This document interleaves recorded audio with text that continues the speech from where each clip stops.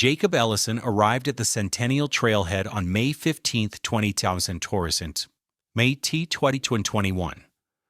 According to the sign-in log at the Black Hills National Forest Ranger Station, he noted his intended route as a 7-day solo trek through the northern section of the park. Ellison, 34, was an experienced hiker with documented completions of the Appalachian Trail in 2017 and portions of the Pacific Crest Trail in 2019. The log entry indicated his emergency contact as Sarah Ellison, his sister, with a planned exit date of May 22, 2021, at the Bear Mountain Trailhead. Park records confirm Ellison paid for a standard backcountry permit covering the full week. Security camera footage recovered from the ranger station shows him wearing a dark green Osprey Atmos 65 AG backpack, tan hiking pants, and a gray moisture-wicking shirt. According to the equipment list submitted with his permit application, Ellison carried standard wilderness survival gear: a MSR Hubba Hubba NX 2-person tent, Western Mountaineering ultralight sleeping bag rated to 20 degrees, jet boil cooking system, Sawyer water filtration system, first aid kit, topographical maps, compass, and approximately 7 days of dehydrated food supplies. Weather conditions recorded by the National Weather Service for the Black Hills region on May 15, 2021, indicated clear skies, temperatures ranging from 52 degrees to 70 front-end degrees, and wind speeds below 8 mph. Trail conditions were reported as optimal by 3 other hiking parties who registered that same morning. The last confirmed sighting of Ellison occurred at 10:17 a.m. when he passed the first trail marker 2.3 miles from the trailhead. Hiker Dennis Morales photographed the landscape at this marker, inadvertently capturing Ellison in the background. The image shows Ellison walking normally with no apparent distress. On May 23, 2021, at 9:42 a.m., Sarah Ellison contacted park authorities after her brother failed to check in upon completion of his hike. According to her statement, Jacob always calls when he finishes a trail, always. He's methodical about these things. When I didn't hear from him by Saturday night, I knew something was wrong. Park rangers conducted a preliminary check of the Bear Mountain Trailhead parking area and found no sign of Ellison's vehicle, a 2018 blue Ford Escape, which remained parked at the Centennial Trailhead.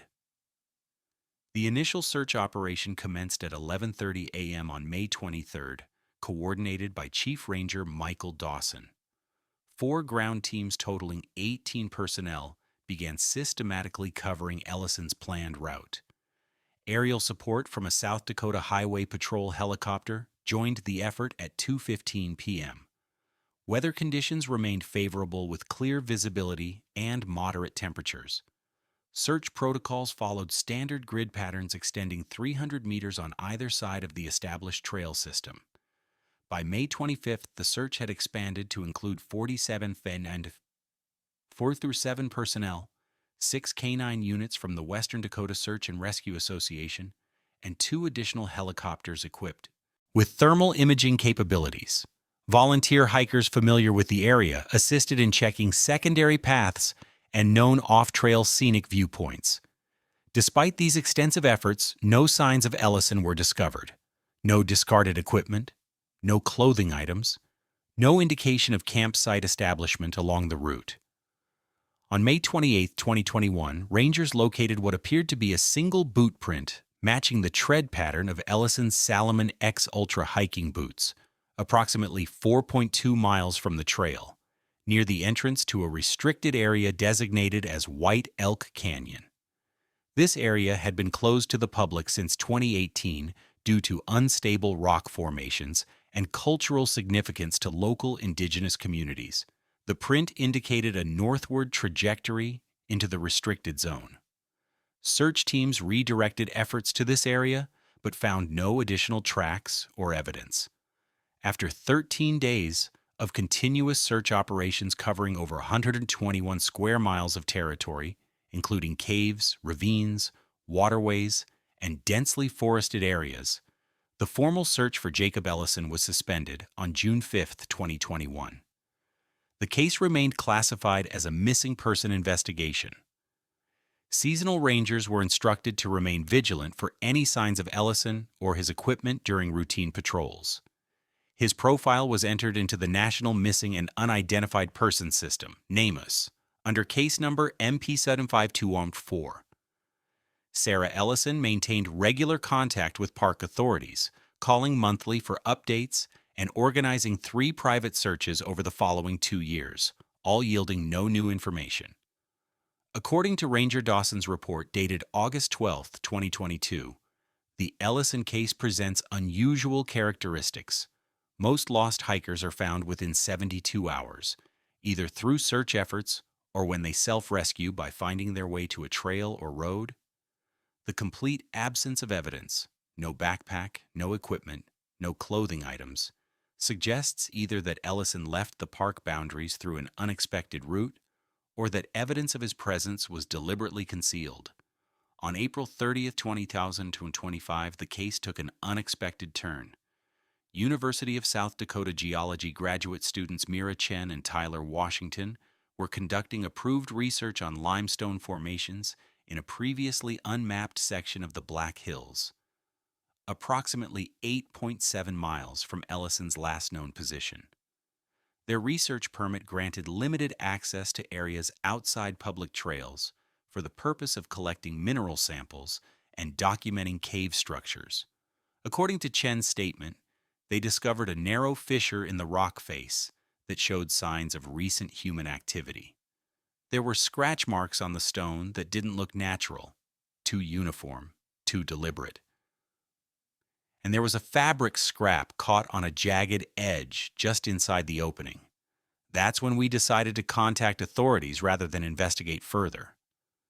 Park rangers James Cooper and Dana Whitehorse responded to the location coordinates provided by the students. Upon arrival, they documented a narrow vertical opening, approximately 76 centimeters wide and 2.1 meters tall, partially concealed by native vegetation.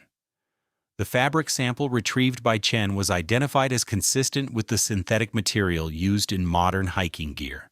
Photographs taken at the scene show distinctive wear patterns suggesting repeated human passage. Due to safety protocols prohibiting solo exploration of unmapped cave systems, Rangers Cooper and Whitehorse established a perimeter and requested specialized support. The Black Hills Cave Rescue Team arrived at the site at 4:45 p.m., led by technical specialist Martin Reeves. After conducting a preliminary assessment of the opening, Reeves determined that the fissure connected to a larger cave system not documented in official park geological surveys. The rescue team, equipped with helmet-mounted cameras, breathing apparatus, and communication equipment, began a systematic exploration of the cave entrance at 5:30 p.m. Video footage from this initial exploration shows a narrow passage extending approximately 20 meters before opening into a larger chamber with ceiling height varying between 3 and 5 meters. The limestone walls display both natural formations and what appear to be deliberate modifications, smoothed sections, small carved niches, and arranged stones forming rudimentary shelves. At the 43-minute mark of the recorded exploration, team member Jessica Ortiz documented the discovery of a campsite setup within the chamber. The site contained a sleeping area constructed from gathered pine boughs covered with what appeared to be pieces of a disassembled tent, a stone-ringed fire pit with ash residue, and multiple storage areas containing preserved food items, water containers, and personal effects. The team immediately halted further exploration and retreated to report their findings. Special Agent Marcus Blackwood of the Federal Bureau of Investigation arrived on site the following morning. With jurisdiction established due to the location within federal lands, Blackwood authorized a full forensic examination of the cave system. The FBI Evidence Response Team began systematic documentation and collection procedures at 10:15 a.m. on May 1, 2025. The evidence collection process revealed several items positively identified as belonging to Jacob Ellison: his driver's license, 3 credit cards, a partially completed trail journal, and clothing items matching the description of what he was wearing when last seen. The journal's final dated entry was from May 17, 2021, 2 days after beginning his hike. The entry stated, "Found something interesting off trail today. Going to explore further in the morning. Not marking it on the map yet. Might be nothing but worth checking." The cave system extended far beyond the initial chamber, comprising what preliminary geological assessment identified as at least 7 distinct connected caverns spanning an estimated 3.4 kilometers of passages. Evidence of human habitation appeared throughout the system. Small campfire locations, food storage areas, water collection points utilizing natural cave seepage, and primitive furniture constructed from fallen timber apparently brought in from outside. Most significantly, the forensic team discovered extensive wall markings throughout the cave system. Some appeared to be navigational markers, while others contained elaborate symbolic designs with no immediately recognizable meaning. The markings were created using various materials: charcoal from fires, red ochre-like substances, and carved directly into softer portions of the limestone walls. According to FBI forensic analyst Dr. Elena Martinez, the markings show increasing complexity the deeper we went into the cave system. The earliest examples near the entrance appear to be simple directional indicators, while the deeper chambers contain elaborate symbolic arrangements that suggest a developing personal language or coding system. On May 3, 2025, at approximately 2:35 p.m., the search team heard human movement in a previously unexplored passage. Following established contact protocols for potentially disoriented individuals, technical specialist Reeves announced their presence and official capacity. After several minutes of silence, a male voice responded from the darkness, saying only, "I've been expecting someone eventually. You're later than I thought you'd be." The individual emerged voluntarily from the passage and identified himself as Jacob Ellison. He was immediately evaluated by medical personnel on the response team. According to the medical report filed by Dr. Samuel Wright, Ellison was severely underweight at approximately 124 pounds, down from his driver's license weight of 185, had a full beard reaching mid-chest, and wore clothing assembled from his original hiking gear combined with what appeared to be hand-processed animal hides. Despite his physical condition, Ellison was alert, oriented, and communicated clearly. Ellison was evacuated from the cave system and transported to Rapid City Regional Hospital for comprehensive medical evaluation. Initial examination revealed severe vitamin D deficiency, moderate malnutrition, dental issues consistent with limited hygiene resources, and numerous healed injuries, including a previously broken right radius that had set improperly. Blood tests showed unusual mineral content, consistent with the cave environment's distinctive geological composition. During initial questioning at the hospital, Ellison demonstrated awareness of his identity and background, but expressed confusion regarding the passage of time. When informed that nearly 4 years had passed since his disappearance, he displayed genuine surprise, stating, "That can't be right. I've kept careful track. It's been 16 months at most." When shown a calendar and news reports confirming the date, Ellison became agitated and requested time to process the information. Psychological evaluation conducted by Dr. Meredith Patel on May 5th indicated that Ellison was experiencing significant temporal disorientation, but showed no signs of psychosis or delusional thinking. His cognitive functions tested within normal parameters, though he demonstrated unusual thought patterns when discussing his time in the cave system. Dr. Patel noted, "Subject exhibits a coherent internal logic when explaining his experiences, but this logic incorporates elements that diverge from consensus reality. This pattern is consistent with prolonged isolation rather than underlying psychiatric illness." Following medical stabilization, Ellison participated in a series of formal interviews with FBI investigators. During these sessions, he provided a detailed account of his initial disappearance and subsequent life within the cave system. According to Ellison's statement, he had deliberately left the marked trail on May 17, 2020. 21. After spotting what he described as unusually arranged stones that appeared to form a path. This path led him to the fissure entrance to the cave system. Ellison stated, "I only meant to explore for an hour or so. I had proper equipment, headlamp, backup light, water. But once I got about 100 meters in, I felt something, like a current of air, but it wasn't just air. It carried something with it. I followed it deeper, and the passage kept going.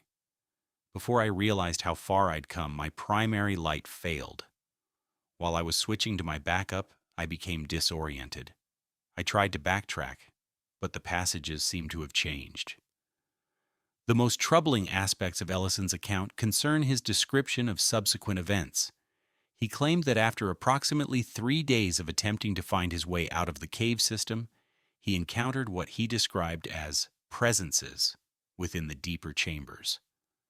According to his statement, they weren't exactly visible, more like densities in the darkness. They moved with purpose.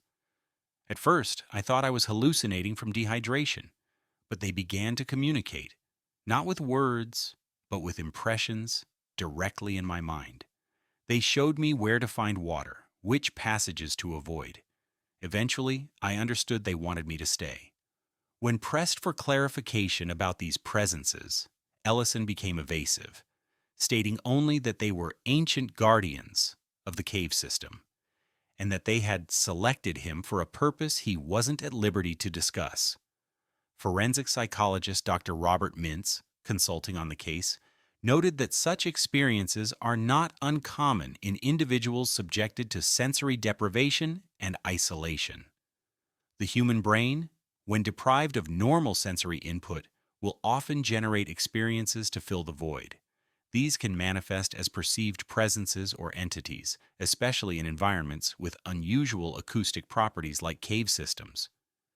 Examination of Ellison's survival methods revealed remarkable adaptability.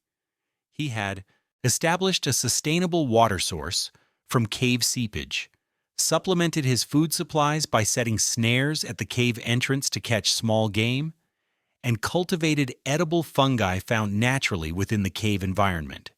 His journal, recovered more intact than initially assessed, contained detailed records of his experiments with these food sources, including systematic testing for toxicity. Perhaps most significantly, the journal also contained over 300 pages of the same symbolic writing found on the cave walls. FBI cryptanalysis has been unable to determine if this represents a known language, a personal cipher, or meaningless patterning. Ellison has refused to provide translation or explanation of these writings, stating only that they are private communications not intended for others. On May 12, 2025, a joint team from the FBI, National Park Service, and South Dakota State Historical Preservation Office conducted a comprehensive survey of the cave system. Their findings revealed several aspects not initially documented. Carbon dating of charcoal samples from the deepest fire pit locations indicated human presence in the caves dating back approximately 230 years, substantially predating Ellison's arrival. Several chambers contained artifacts consistent with indigenous ceremonial practices of the region, including clay vessels, stone tools, and pigment processing areas for creating the red ochre substance used in many of the wall markings. Dr. Anita Runningbear, tribal historian for the Standing Rock Sioux, was consulted regarding the potential cultural significance of the site. After reviewing photographs and artifact documentation, she stated, "These caves have significant spiritual importance in Lakota oral tradition. They are described in our stories as dwelling places of the earth spirits, locations where the boundary between worlds is thinner. Our people would have considered these sacred spaces, places of power, but also potential danger. That they were deliberately kept off official maps is not surprising. The location has since been designated a protected archaeological site, Baute, with access restricted to authorized research personnel. Full mapping of the cave system remains incomplete due to numerous passages too narrow for standard exploration equipment, Ground-penetrating radar surveys conducted from the surface indicate the system may extend more than 12 kilometers, potentially connecting to other known cave networks in the region. Jacob Ellison was released from medical care on May 20th, 2025, and has temporarily relocated to his sister's residence in Minnesota. He has declined most media requests, but provided one brief statement through his family's attorney. "I went into those caves as one person and emerged as someone else. I'm grateful to have been found, but part of me remains there. I would appreciate privacy as I relearn how to exist in this world." The psychological readjustment process has proven challenging. According to Dr. Patel's follow-up assessment, Mr. Ellison exhibits characteristics consistent with what we might term reverse culture shock. After adapting to extreme isolation and self-sufficiency, he finds everyday social interactions overwhelming. He demonstrates particular difficulty with digital technology, artificial lighting, and environments with multiple simultaneous audio inputs, such as restaurants or shopping centers. Sarah Ellison has reported that her brother spends most nights awake, sleeping primarily during daylight hours. He has established a small workspace in her basement where he continues to produce the symbolic writing found in his journal, now filling multiple notebooks. When she questioned him about this activity, he reportedly told her, "I made promises I need to keep. They're still waiting for their answers." On June 17, 2025, park authorities discovered that the entrance to the cave system had been deliberately sealed with large boulders and debris that would require significant effort to move. Motion-activated wildlife cameras placed near the site, as part of the ongoing investigation, captured no human activity prior to the collapse. Geological assessment has ruled out natural causes for the blockage. Jacob Ellison, when informed of this development, showed no surprise. According to the report filed by Agent Blackwood, subjects stated only, "That's as it should be," and declined further comment on the matter. The investigation into Ellison's 4-year disappearance continues, with particular focus on how he survived winter conditions within the cave system and the origins of the more sophisticated artifacts found in the deeper chambers. Carbon dating of several hide-wrapped bundles discovered in the lowest accessible chamber has yielded inconsistent results, with some samples indicating materials significantly older than Ellison's occupation period. Most disturbing are the final pages of Ellison's journal, which transition from the unknown symbolic writing to English text. The last entry, dated according to his internal calendar as Day 487, reads, "They've shown me the deeper ways now, the true paths that connect everything. Distance is an illusion here. Time bends back on itself. I can reach places no one has seen for centuries. Sometimes I think I glimpse others like me from different times, moving through the same spaces on their own journeys. We never speak, but we recognize each other. I'm not the first they've invited in. I won't be the last. When the outside finally finds me, remember, what lives in darkness isn't always trying to escape it." Jacob Ellison's case remains officially classified as a resolved missing person investigation. His medical treatment continues on an outpatient basis, focusing on nutritional rehabilitation and psychological reintegration. He has expressed interest in consulting on cave safety protocols, but has refused all offers to guide authorities back to specific locations within the sealed cave system. The Black Hills National Forest Administration has revised their backcountry hiking regulations in response to the incident, implementing mandatory GPS tracking devices for all permitted overnight hikers and establishing stricter enforcement of boundaries around restricted areas. Warning signs have been posted at all trailheads featuring Ellison's image and the caption, "Stay on marked paths. What you discover may change you forever."